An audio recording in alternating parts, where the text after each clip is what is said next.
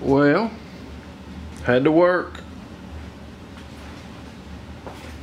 Let's see where we are. A couple of things I've learned. One is that's finished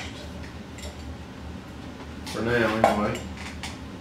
After I turned off last night, I shot this thing, and if you remember, I had a 5/16 bolt in here because I didn't know how that was going to work, and that was not a good idea. When I shot the arrow, it did good, but I knocked this piece off, so I don't have a rest anymore. I've got to redo that. One thing I'm thinking about is because of the weight of especially the fishing arrows, and this is not much room, I thought I may extend it an inch or so, or inch and a half, to give me more of a rest there, so it's not such an issue. On the where I did the monofilament on the nock, it worked really, really good, but it's come loose. So I'm either going to have to glue it, or I know that one time I'm going to experiment with some different stuff. I put some paracord so we can be surviving it all right here. It's a little extra, and it, it's paracord, so it's cool because we're surviving. So I think what I'm going to do. Okay. So what I did with this is I took the nut out and just tied a knot, and I think that's going to be fine. Let's see how that works. So I think that's going to be fine. But one of the cool things about this, about doing anything, is at least for me, it's cool not to know anything about stuff. Because part of the fun to me is figuring it out. And, I did a lot of consulting with Mr. Corona. I mean, he's extra, not light. He did pretty good. He's my part of the chief engineer research development guy. But I went to a fellow that I had neglected for a while. It's Sweetwater IPA. It's made in Atlanta, Georgia. It's a beautiful thing. I'll be consulting with him tonight. So I'm going to set up some jigs and start experimenting with this little thing. I'll be back later. I tried yesterday the paracord and the braid, but it was just too heavy. It fits fairly well, but it's just not quite enough. So I bought some 65-pound test Power Pro braid, and thinking that, because I tried that on the monofilament on there, and it wouldn't work because it kept cinching up the outside part of the paracord. So I'm going to see if the braid will work better on that, and that may be the end of it. So we'll see. You don't want to watch me do all this. It takes too long. Oh yeah, let me run through what I bought. I bought the power cord. I bought another roll of cheap 50-pound mono. I bought some 1/8 inch just nylon braided rope. I bought some archery glue. So if I can find something that fits, I'm gonna glue it on the ends, and maybe that'll help keep it from coming apart. And then I bought a knock set. If I get it done, then I'm gonna put the knocks on there. There's something else. Oh yeah. Another thing, I was talking to my buddy, the district attorney today, showed him my stuff he's fired up, and he's thinking about what he's gonna do.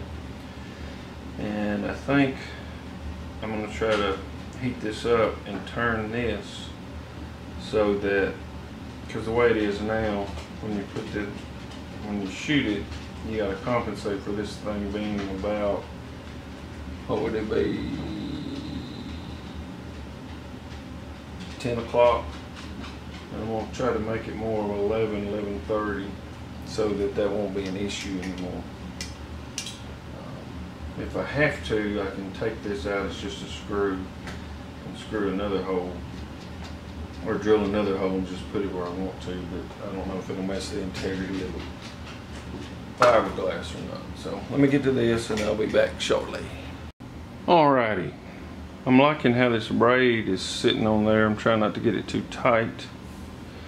So what we need to do is back serve it. And so basically doing it backwards. You run this back through that little loop and do about, let's call it 6 loops.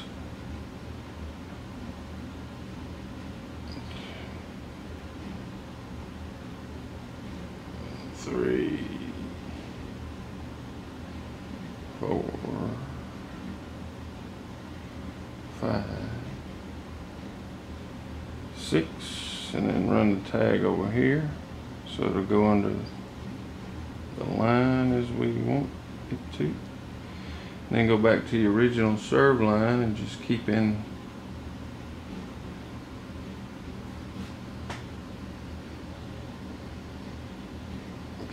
going. 2, and then as you're wrapping it this way, these are unwrapping. 3, 4, 5. See? Now you clear and pull that and cinch that down. And it ought to be very beautiful. Now, let's see if it fits. It's holding the weight of the arrow. I think we may have got something good. So it's paracord and 65-pound Power Pro braided line, fishing line. And that ought to be pretty tough.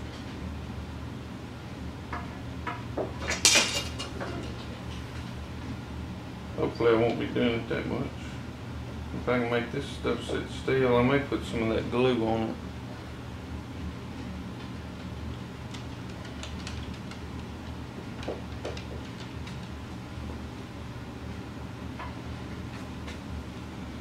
That might work. Let's see. Finish this off.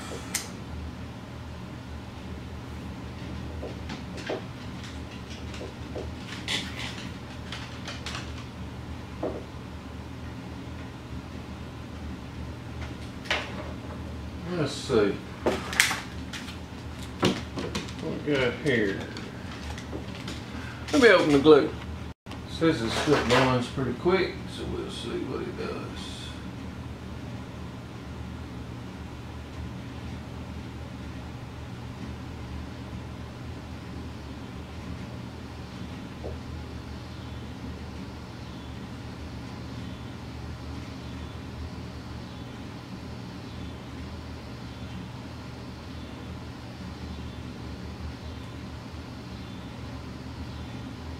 All right, Dan, put some on you.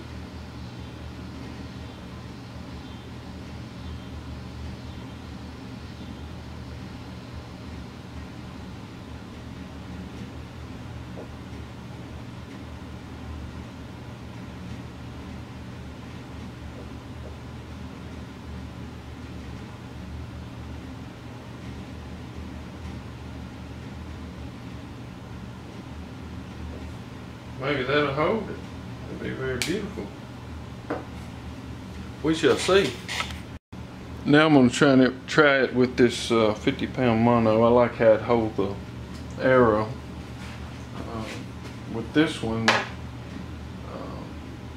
that did very well. With the little heavier fiberglass arrow, it was okay. So I'm going to try this and cinch it up and glue it and see with the with the D-nock cord rather than the paracord. So this is a lot thicker than the braid, and the paracord was thicker than this, so maybe it'll balance out. We'll see. The mono actually holds better, I guess, because it's the textures of the what it's made out of.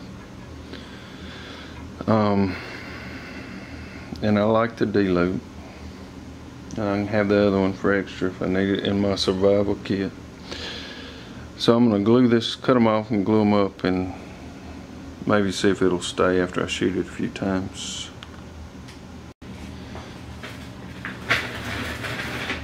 I know nothing at all about this glue. I'm guessing it's pretty stout.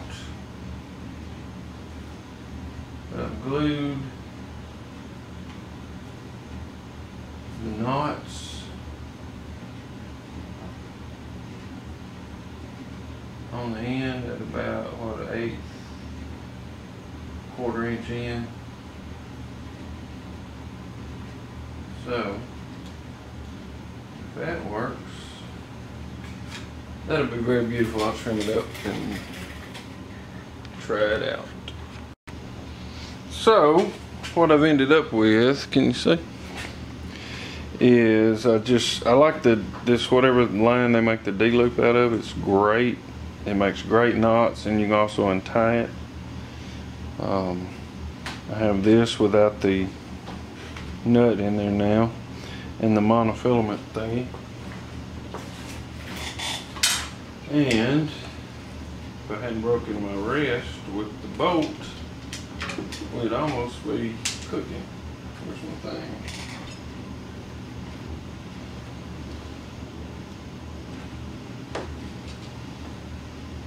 But that is good. If the monofilament will stay glued and tied, that's what I'm going to use.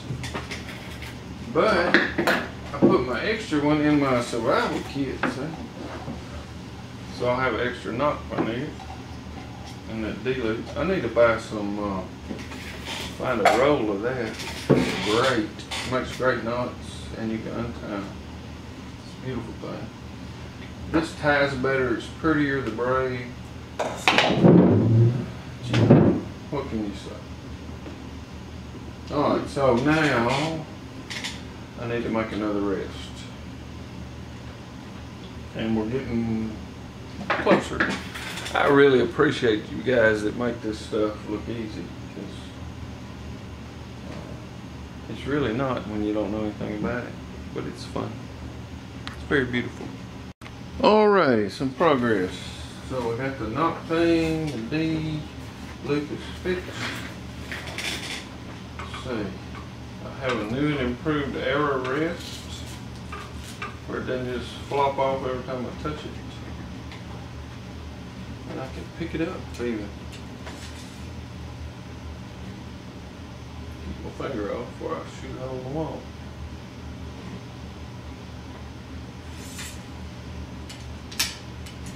And let me do a little bit if I do that, but it's much better than it was. And for just walking around, stalking or whatever, it's good. The other one was coming off every time I breathe, so this is better.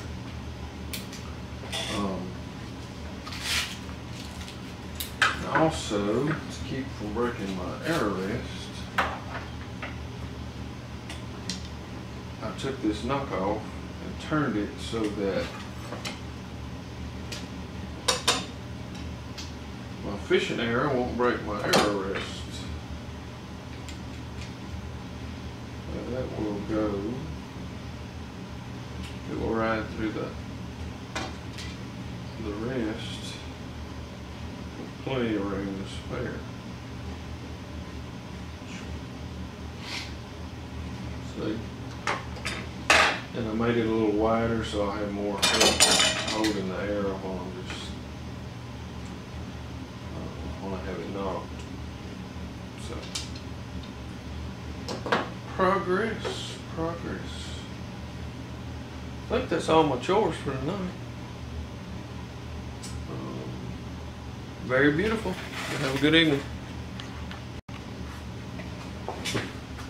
Let me show you the air rest. So I can get over here where I can see it.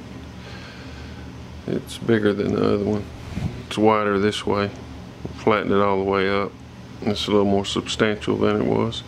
Also, it's taller and has a hook here and hook here. I mean, it can come out, but if I keep it at an angle, which usually I will, it'll be fine. So, I'm really liking the monofilament so far, so good. Glue seems to be doing good. Nothing like archery glue to meet your special needs.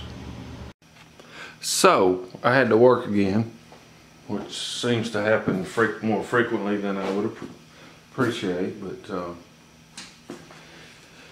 so I didn't do anything else with the reel, except I went and talked to my buddies and showed them what I've done. They seemed happy. They're working on little different versions, and I can't wait to see what they do. So what I've done, or what I'm going to do tonight, I've had to call in some new consultation. I have my standby guy, the Sweetwater IPA from Atlanta, Georgia. It's very nice, grapefruity. And this, I brought in a New Belgium. This is called Ranger. It's also an India Pale Ale. I think it has some more hops in it than the other. And it has the grapefruit, but not as in your face as this one. And this one might be a little more sweet. It's not really sweet, but you know, sweet like Scotch is sweet when it's good, single malt. 15 to 18-year-old single malt can taste a little sweet sometimes. So this is what I'm gonna do.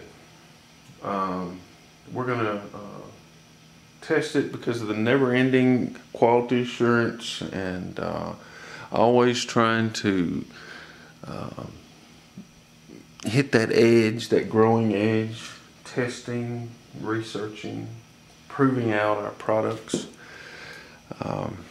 So this is what I have in mind for tonight. You see, you may have noticed this in the other films or the videos. This is a big old lizard. I'm gonna go stand by it so you can see what it, how big it is.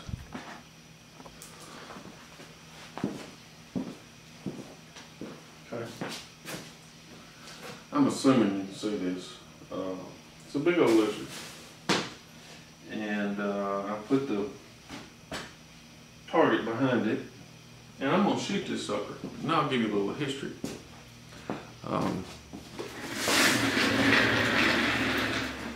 Let's see, when 4, 5, 6 years ago, I don't know how, one of my sons brought this here. Don't remember where it came from, but it's full of styrofoamy little things. And if you notice on its tail back there, it has some duct tape on it where it was leaking styrofoamy things. And for the last 3 or 4, both of my children have told me they were going to take it to Cleveland, Tennessee, where they go to a cool little school called Lee University. And they're both musicians and excellent at what they do. The oldest boy, who's now married, because they never got to Tennessee, they were going to take it to their fraternity and make some, you know, whatever they want to do with it. But it never got there. Then my oldest boy is now married, so he's not going to do anything with it. My middle boy, who's up there, is going to be a senior in the fall. He still hasn't done anything with it. And as is my nature, I'm kind of true to my word. I might take my time, but this thing's out of here. But I thought it would be really cool to shoot the sucker with our new Slingbow, Survival B53 Slingbow, and see what happens. So I'm gonna go set up and we're gonna shoot that sucker. Alright then.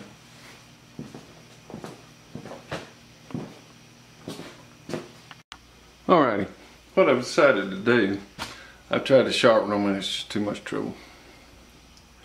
I checked with my consultants and they agreed. So, if you can see this, I'm just going to shoot the fishing arrow at it. It's a little heavier, but it'll be a good test of the rest, and where I change that little duty right there to see if it'll go through the arrow rest. Oh, where's my thing?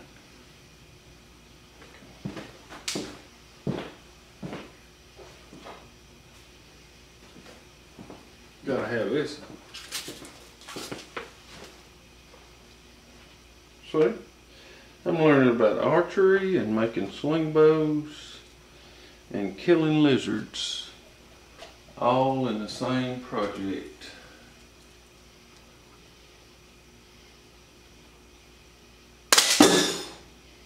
Much better.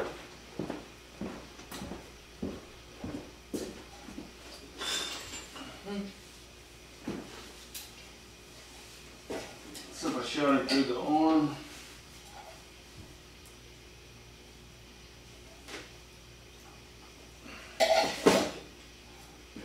gonna make a little mess. Because one of the things that I'm gonna have to do is figure out where my aiming points are in here.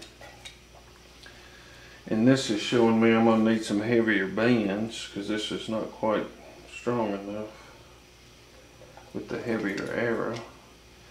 But I ordered some today, and I ordered a roll of D-lock, that loop stuff. They ought to be in next week. But this is so far a good little test.